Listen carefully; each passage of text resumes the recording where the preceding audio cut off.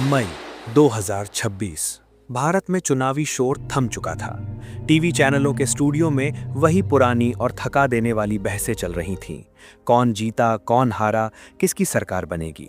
लेकिन ठीक उसी वक्त इंटरनेट के एक बेहद डांक और अनजाने कोने में एक दूसरी पार्टी का जन्म हो चुका था।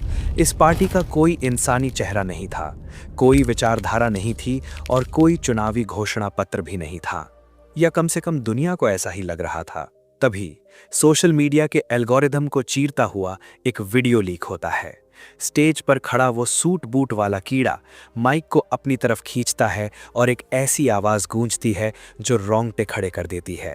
प्रिय नागरिकों, हम वादा करते हैं कि हम भ्रष्टाचार को खत्म नहीं करेंगे, क्योंकि कॉकरोच सिर्फ गंदगी में ही सरवाइव करता है। हम बिजली का बिल माफ नहीं करेंगे, क्योंकि ये घना अंधेरा ही हमारी संस्कृति है।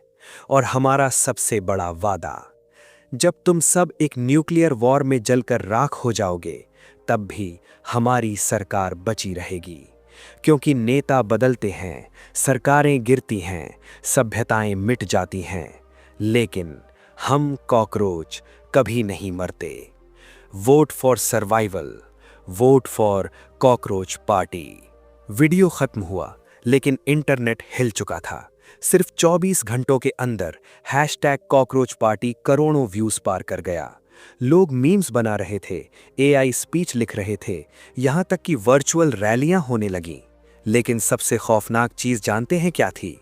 लोग इस मजाक को बहुत सीरियसली खुद से जोड़कर देख रहे थे। आज परत में खोलेंगे इंटरनेट के इतिहास के सबसे खतरनाक मीम की ये खुफिया फाइल।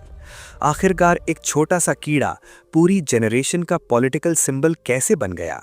क्या ये सिर्फ एक मामूली मजाक है, या फिर ये इस डिजिटल जनरेशन का अब तक का सबसे खतरनाक दिमागी विद्रोह है? इंटरनेट के जानकार कहते हैं, डिजिटल दुनिया का हर बड़ा आंदोलन हमेशा एक छोटे से मजाक से शुरू होता है।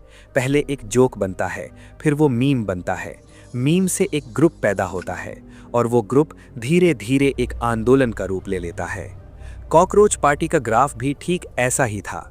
इसकी शुरुआत संसद की कुर्सी पर बैठे एक एआई कॉकरोच की तस्वीर से हुई थी। नीचे लिखा था, finally a leader who survives everything, यानी एक ऐसा नेता जो सब कुछ झेल सकता है। लोग शुरुआत में सिर्फ हंसे, उन्होंने इसे शेयर किया, लेकिन धीरे धीरे खेल बदल गया। देखते ही देखते रेडिट और एक्स के एल्गोरिदम ने इसे आगे बढ़ाया और ये एक अजीब से मजाक से इंटरनेट कल्चर का हिस्सा बन गया। लेकिन याद रखिए, डिजिटल दुनिया में कुछ भी बिना वजह नहीं होता। हर वायरल ट्रेंड के पीछे समाज के अंदर दबी हुई कोई ना कोई भावना काम कर रही होती है, और इस कॉकरोच के पीछे एक बहुत ही कड़वा सच छुपा था। जैसे ही इस मजाक की परतें खोली गईं, तो इसके पीछे से एक ऐसा सच बाहर आया जिसने पूरे देश के कानूनी और राजनैतिक गलियारों में हलचल मचा दी। ये सिर्फ कोई रैंडम इंटरनेट मीम नहीं था, बल्कि इसके पीछे एक बाकायदा रजिस्टर्ड नाम था, कॉकरोच जनता पार्टी, यानी CJP। इस अनोखे और व्यंग्य वाले संगठन की शुरुआत की अभिजीत डिपके नाम के एक शख्स ने, और इस पार्टी को बनाने के पीछे की वजह कोई मजाक नहीं, बल्कि देश की सबसे बड़ी अदालत यानी सुप्रीम कोर्ट के एक जज द्वारा युवाओं पर की गई एक बहुत ही विवादास्पद टिप्पणी थी। दरअसल सुप्रीम कोर्ट के एक माननीय जज ने देश के युवाओं को लेकर एक ऐसी बात कह दी जिससे युवाओं के आत्मसम्मान को गहरी ठेस पहुंची। इसी के विरोध में अपना विरोध दर्ज कराने के लिए अभिजीत डिपके ने इस प्रतीकात्मक पार्टी की नींव रख दी। ये ग्रुप खुद को देश के उन बेरोजगार और आलसी युवाओं की आवाज बताता है जिन्हें सिस्टम ने बिल्कुल किनारे कर दिया है।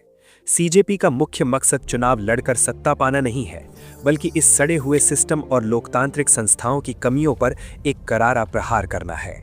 लेकिन चौंकिए मत, इस कॉकरोच जनता पार्टी का अपना एक बहुत ही गंभीर और क्रांतिकारी घोषणा पत्र भी है। इनके 5 प्रमुख सुधारों में 2 मांगे ऐसी हैं जो देश के बड़े बड़े नेताओं और अफसरों के पसीने छुड़ा सकती हैं।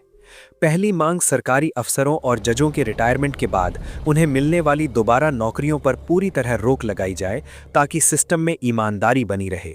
और दूसरी सबसे बड़ी मांग, जनता के वोटों का मजाक उड़ाकर अपनी जेब भरने वाले और बार बार दल बदल करने वाले नेताओं पर कड़े से कड़े कानूनी प्रतिबंध लगाए जाए। महात्मा गांधी और डॉक्टर बाबा साहेब अंबेडकर के विचारों से प्रेरित ये संगठन आज सोशल मीडिया के जरिए देश के सिस्टम के प्रति अपनी गहरी निराशा दिखा रहा है।